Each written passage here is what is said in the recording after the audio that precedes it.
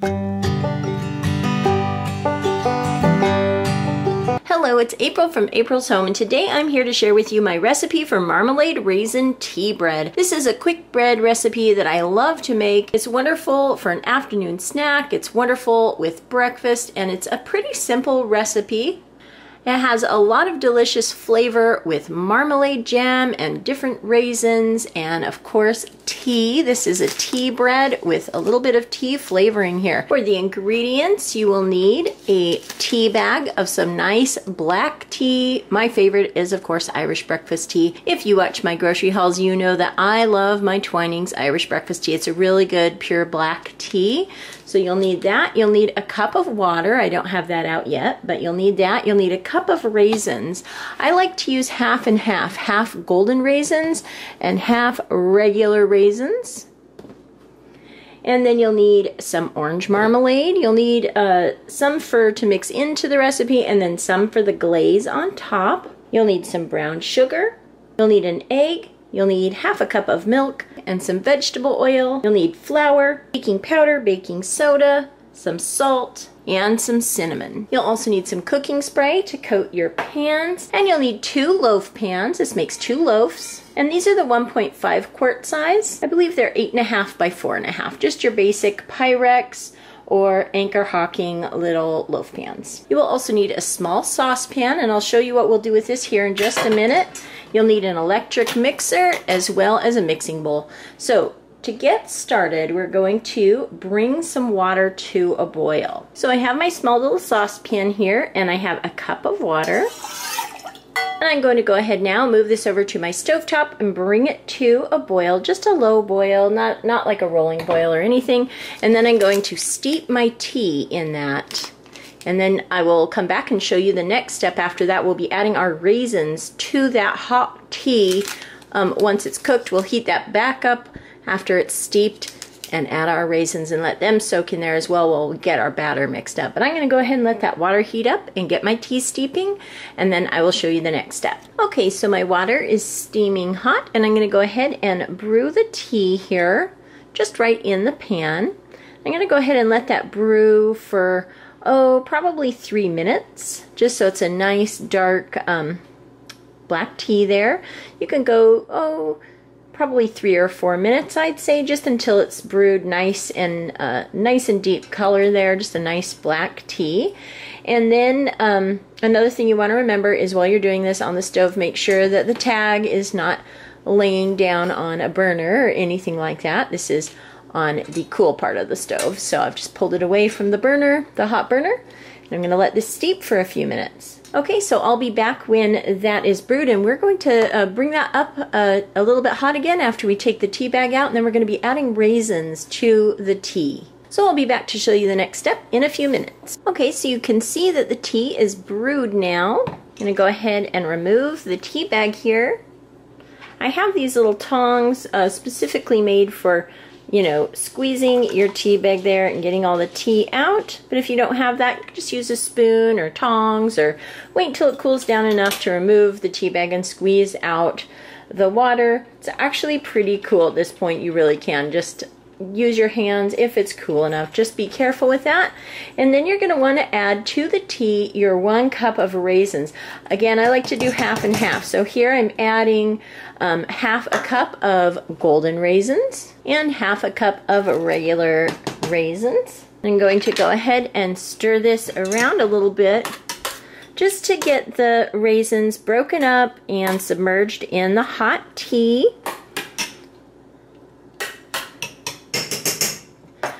Okay, now I'm going to return this to the hot burner and warm it up a little bit.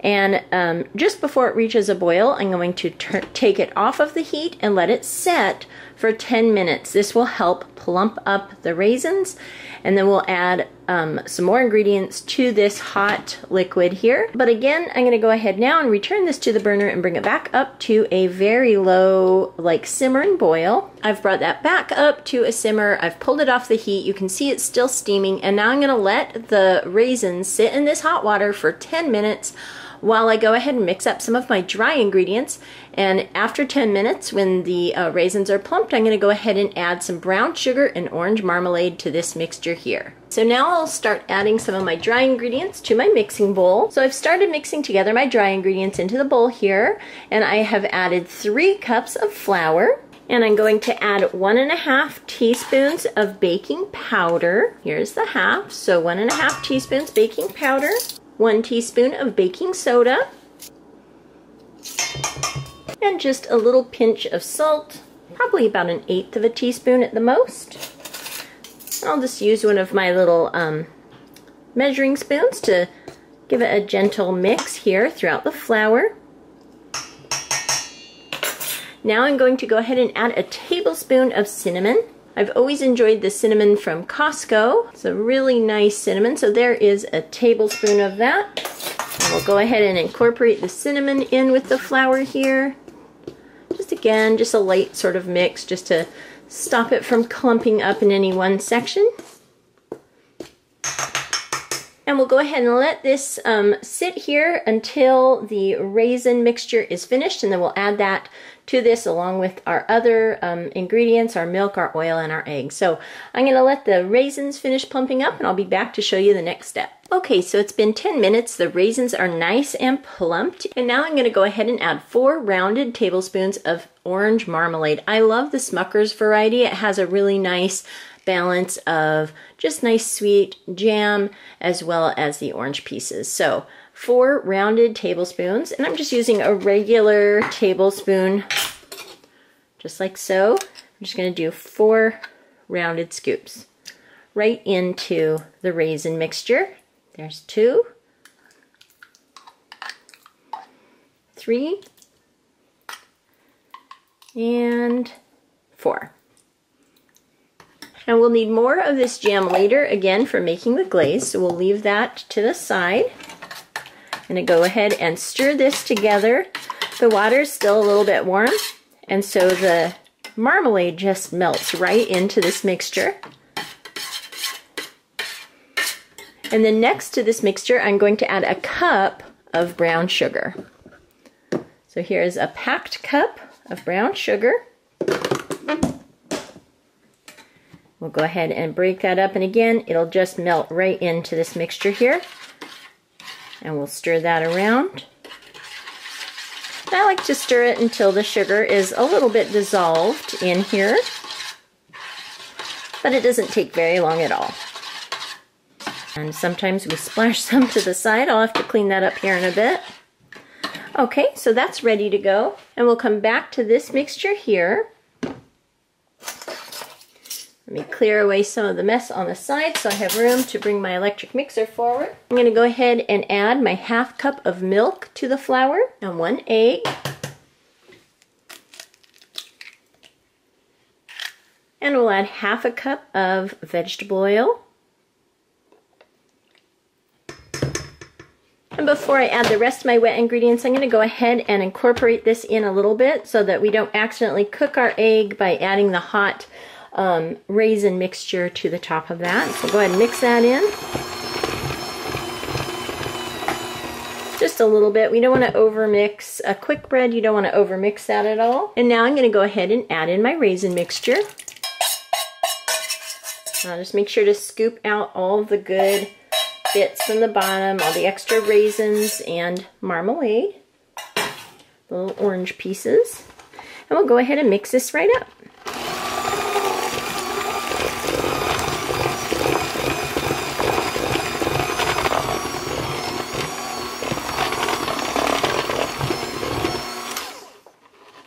And so that we don't spend too much time mixing it and end up over mixing it, I like to get a spatula out and make sure to incorporate the flour from the side, and also make sure that there's no pockets of flour on the bottom. So we'll just get that done, and then we'll give it another quick mix with the mixer. Okay, one last little mix to make sure it's all blended together.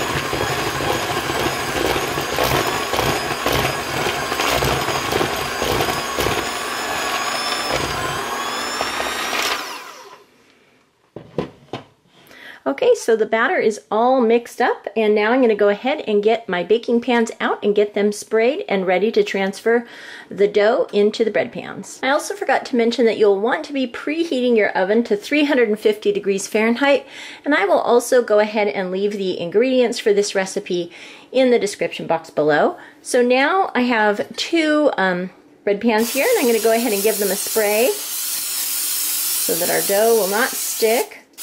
And now I'm going to divide my dough evenly between the two pans. Okay, so here they are in their pans, all ready to go. I think I've got them pretty evenly divided here. I'm going to go ahead and put them in my preheated 350 degree oven for about an hour. These take a little while to bake all the way through, but every oven is different, so I will definitely be checking mine around the 45-minute mark. What we're looking for is the bread to raise up nicely and for it to be cooked all the way through. I'll probably stick a knife or something in the center to see if it's cooked through. It'll be golden brown on the top, and we'll know that it's done when the knife comes out clean and it's nice and golden brown. So I'm going to go ahead and get these in my 350 degree oven for about 45 minutes to an hour, and then I'll come back and show you how they've baked up, and we'll go ahead and glaze them after that. Okay, so my marmalade tea bread is out of the oven. It took just a little bit over 45 minutes, about 47 minutes. It's all the way cooked through. You can see that it's risen up really nicely. It's a nice golden brown. I'm going to go ahead and remove these from the pans and put them on this cooling rack here. You can see below the cooling rack I have a paper towel. That's because we'll be glazing these in a bit. We're going to let them cool down for about 10 minutes or so that all the glaze won't run right off. If they're too hot, the glaze won't really stick at all. So we're going to let them cool for about 10 minutes. We have one out, and we'll go ahead and get the other one out. Because we've greased our pans nicely, they just tip right out of the bread pan. They're really hot, so do be careful. Definitely use some oven mitts. Okay, so I'm going to go ahead and set the timer for 10 minutes and let these cool down a bit. They're really hot right now, and I will come back and make the glaze, a delicious orange marmalade glaze for this marmalade tea bread. Okay, so now we're going to go ahead and make the glaze for our bread here. I've got about a heaping cup of powdered sugar here in this bowl. I have a microwave safe mug here, and 1/8 of a cup of water that I will pour into the mug. I'm going to go ahead and heat this up in the microwave now for about 20 to 25 seconds. We want this pretty hot, but not boiling or anything like that. We'll use this water to melt our marmalade in before we add it to the powdered sugar. So I'm going to go ahead and microwave this for 25 seconds. Okay, so now it's kind of steaming a little bit. You can maybe see that. Everyone's microwave's different, so if you know yours heats up quicker than that, then do it for just a little less time. We just want some nice hot steaming water. And then to the water, we're going to add 3 heaping tablespoons of orange marmalade. So 1, 2, and 3. Okay, set that over there, and then I'm going to stir this up. See if I can get the camera to show you what that looks like. Again, it melts really nicely, just like it did before in the raisin mixture. So when the marmalade is nicely incorporated in the water, we're going to go ahead and dump it into the powdered sugar.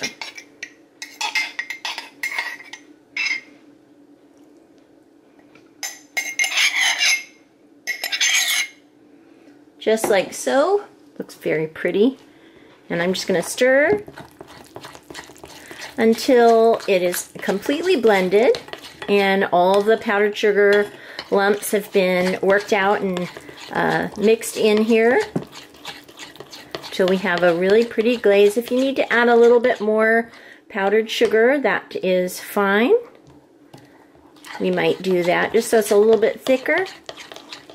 You want it thin enough to be able to pour over the hot bread, but thick enough so that it doesn't run completely right off of the bread. You can use the back of your spoon to break up any powdered sugar clumps. And again, just keep mixing that until it is the nice consistency. So I'll come back when this is all mixed up and we'll glaze our bread. Actually, before I do that, I think I will go ahead and add another little, probably about a 1/4 cup of powdered sugar, just so we can thicken this up just a little bit more. And if you accidentally add too much powdered sugar, just add a little bit more water so you get it the consistency you'd like. Okay, so I'm going to mix this all up and I'll come back to show you how it turned out, and we will glaze our tea bread. Okay, my glaze is done and ready to go. I did add about another tablespoon of powdered sugar. Again, I'm just stirring that until it's all nice and smooth. Of course, there will be the marmalade pieces in the glaze. Okay, so now we are ready to glaze our bread. I'm just going to take my spoon, just drizzle it over the top. Again, you'll want to have some paper towels or a towel below. Just kind of use the back of your spoon to spread it out evenly.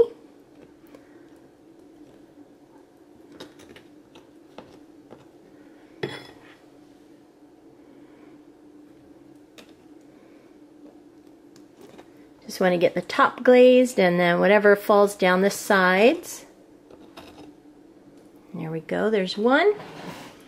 Do the next one, and if we have extra, we can add more at the end. Just want to make sure I have enough for both pieces of bread here, or both loaves of bread. This is a really delicious bread. I like to have this with tea or coffee. It's especially nice as a mid-morning or afternoon snack. Also have eaten this in the past for breakfast. You can toast up a slice of this if you'd like and add a little bit of butter. Sometimes that is nice to have it that way the next day. With quick breads, you want to eat them within the first day or two. They don't last super long, and not as long as yeast breads, but they are absolutely delicious. And I thought that this would be a nice recipe to share. The orange marmalade reminds me of a pretty Christmas recipe. I think these loaves of bread would be nice gifts to make. You could also divide the dough into little mini muffin pans for gifting. You would just adjust the cooking time a little bit because the little loaves will cook much quicker. Otherwise, a beautiful loaf like this would be a nice gift to bring someone or to bring to a holiday brunch. I think that would also be really nice. So although there are a few steps to this bread, it's relatively easy to make. The glaze is absolutely delicious. Makes it a really special treat. And there we go. So I'm going to go ahead and let this glaze kind of set up on the loaves here and let them continue to cool down. Again, these had been cooling for about 10 minutes, so they're still relatively warm.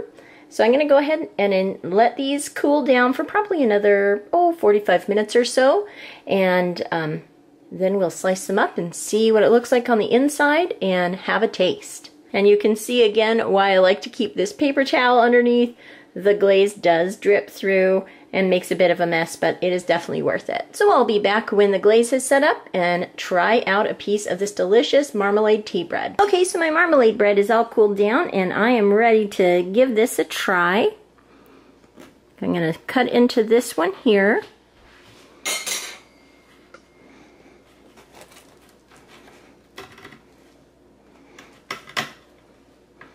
I like an inside piece here.